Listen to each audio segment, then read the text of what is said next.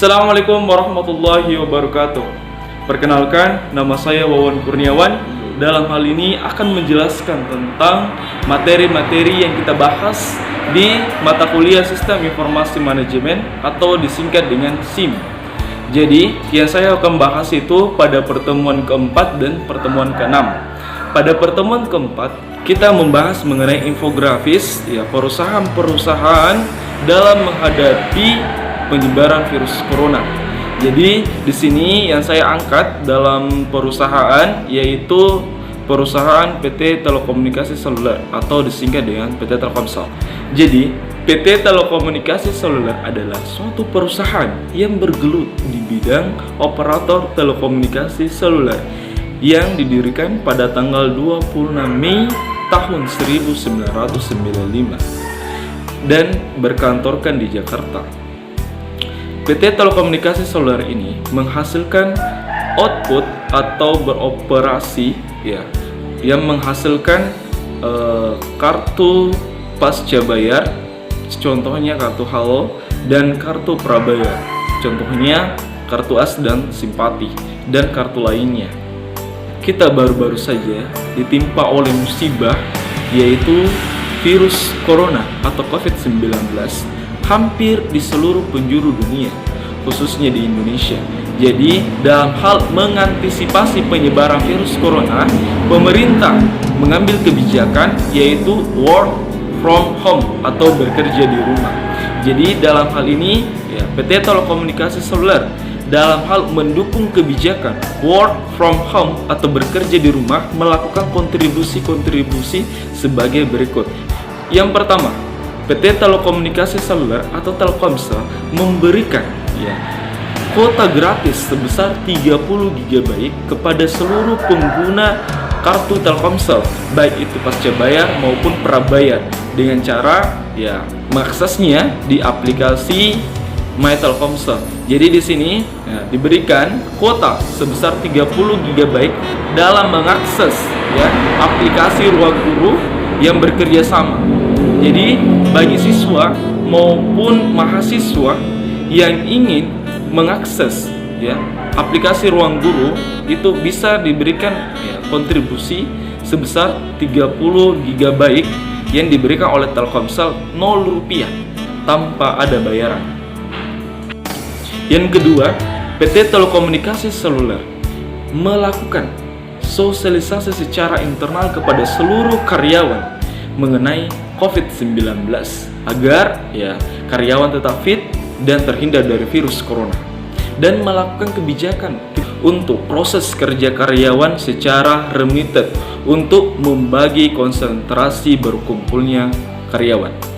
Yang ketiga, PT Telekomunikasi Seluler menyiapkan jaringan mengantisipasi lonjakan tarif layanan dan tingginya potensi penggunaan layanan data oleh masyarakat di sejumlah wilayah di berbagai Indonesia dampak berlakunya kebijakan work from home atau bekerja di rumah. Yang keempat, PT Telekomunikasi Seluler melakukan koordinasi dengan seluruh mitra strategis termasuk mitra distribusi dan reseller untuk menjamin ketersediaan produk dan layanan Telkomsel. Dan yang kelima, PT Telekomunikasi Seluler atau Telkomsel mendukung pengamanan jaringan di posko dan rumah sakit penanganan COVID-19.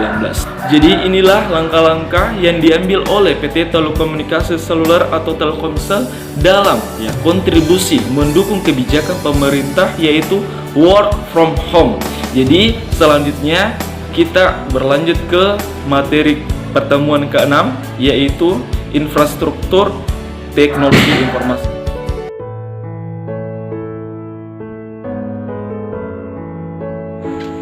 Jadi pada pertemuan kali ini saya akan menjelaskan dari lanjutan materi yang di mata kuliah Sistem Informasi Manajemen atau disingkat dengan SIM pada pertemuan ke-6 yaitu infrastruktur teknologi informasi. Jadi definisi atau apa yang dimaksud dengan infrastruktur teknologi informasi. Jadi infrastruktur itu sering dikaitkan dengan sesuatu hal ya berupa bangunan yang memiliki tujuan. Jadi infrastruktur adalah sesuatu hal yang disediakan untuk dimanfaatkan untuk masyarakat luas. Itu pun infrastruktur ya contohnya jalan, jembatan, dan rumah sakit. Jadi infrastruktur teknologi informasi merupakan seperangkat komponen teknologi informasi yang merupakan dasar dari layanan teknologi informasi itu sendiri. Jadi biasanya mengacu pada komponen-komponen yang diperlukan untuk keberadaan, pengoperasian, dan pengelolaan lingkungan IT perusahaan untuk mendorong fungsi manajemen atau fungsi bisnis itu sendiri. Jadi di sini ya peranan infrastruktur teknologi informasi untuk ya meningkatkan kualitas layanan dan profit. Jadi di sini hadirnya teknologi infrastruktur ya untuk meningkatkan aktivitas perusahaan dan meningkatkan profit atau laba. Jadi selanjutnya kita akan bahas mengenai komponen-komponen yang ada di infrastruktur teknologi informasi. Hal-hal apa saja yang menjadi komponen-komponen dari infrastruktur teknologi informasi? Jadi ada 4 komponen yang menjadi infrastruktur teknologi informasi. Yang pertama yaitu hardware. Jadi hardware ini adalah perangkat keras, ada fisiknya, maksudnya bisa kita raba dan bisa diketahui bentuknya. Kedua yaitu software. Software adalah aplikasi sistem operasi. Maksudnya di sini adalah layanan yang ada di dalam suatu infrastruktur.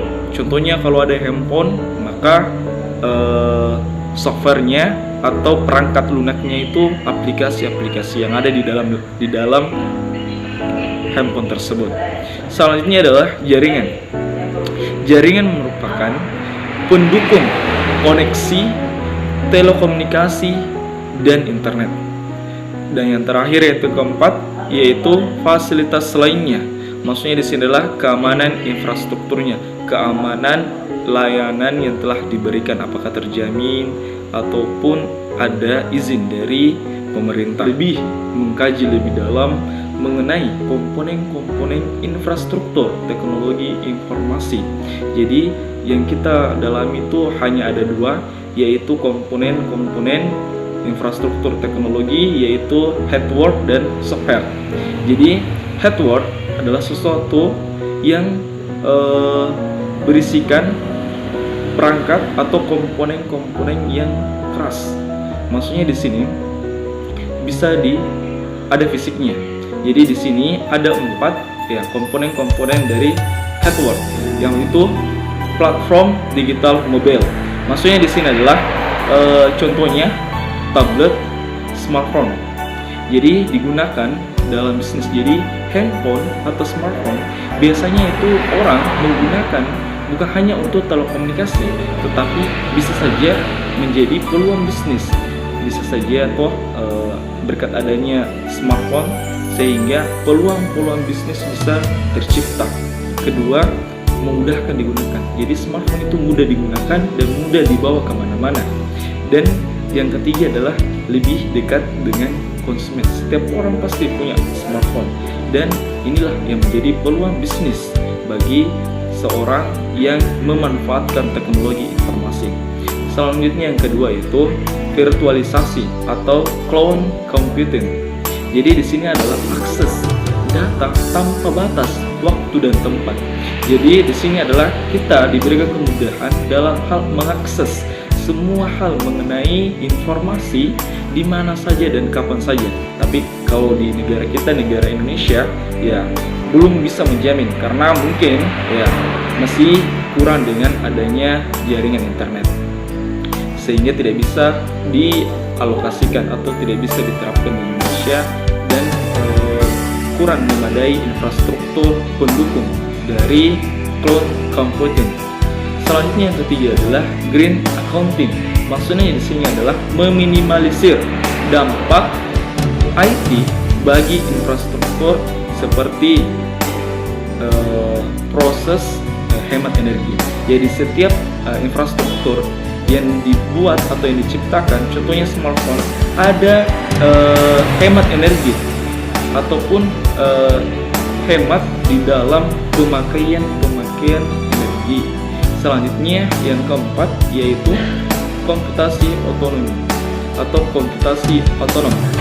Di sini sistem dapat menyesuaikan, melindungi dan memperbaiki dari dirinya sendiri. Maksudnya di sini sistem dibuat untuk menyesuaikan keadaan,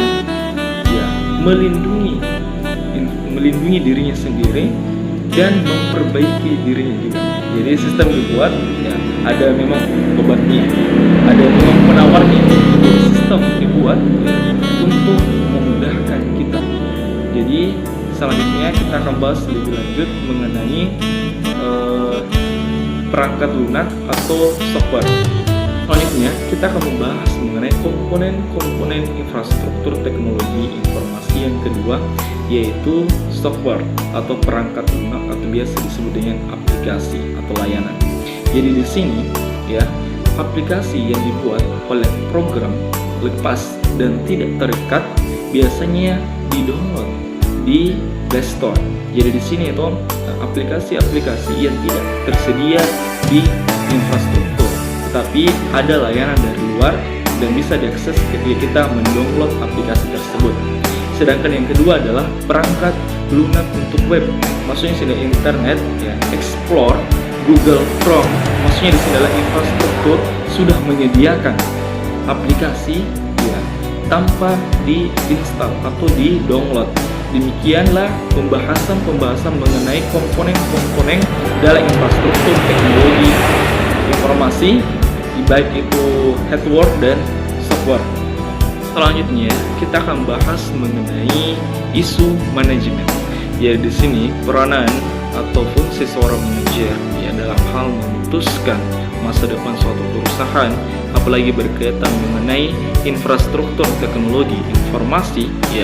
Apakah manajer atau perusahaan dalam hal mengambil keputusan ke depan, apakah menyewakan atau menyewa infrastruktur teknologi informasi atau membeli infrastruktur teknologi informasi. Jadi di sini peranan seorang manajer itu sangat penting dalam hal masa depan perusahaan. Jadi ketika kita timbang apakah perusahaan ingin membeli atau menyewa, keputusan yang tepat itu adalah tergantung dari situasi dan kondisi perusahaan. Kalau perusahaan mempunyai investasi atau modal yang sangat besar, maka akan langkah lebih baik untuk membeli infrastruktur. Tapi ketika suatu perusahaan mempunyai modal yang relatif rendah, maka alternatifnya adalah menyewa infrastruktur teknologi informasi. Jadi di sini mengapa seseorang ingin membeli atau ingin menyewa? Jadi di sini adalah ketika kita menimbang mengenai biaya, cenderung lebih besar biayanya membeli ketimbang menyewa. Karena untuk membeli infrastruktur teknologi informasi itu membutuhkan biaya yang sangat besar dan sumber daya manusia yang mencukupi. Dan ketika kita menyewa infrastruktur teknologi itu jauh lebih mengurangi dan menekan biaya-biaya lainnya. Jadi di sini biaya untuk menyewa itu sangat relatif rendah dan resiko infrastrukturnya rusak atau bagaimana itu ditanggung oleh yang memberikan yang menyewakannya kepada kita, begitu. Jadi keputusan yang tepat adalah menyewakan karena relatif biayanya lebih rendah dan resiko untuk ke depan itu lebih rendah atau sedikit. Jadi demikianlah pembahasan saya mengenai infrastruktur teknologi informasi, dan infografis mengenai perusahaan-perusahaan dalam hal menghadapi pandemi corona atau COVID-19. Mohon maaf apabila ada kesalahan kata dari saya. Akhirul kalam, tetap semangat dan stay di rumah aja. Demikian dan assalamualaikum warahmatullahi wabarakatuh.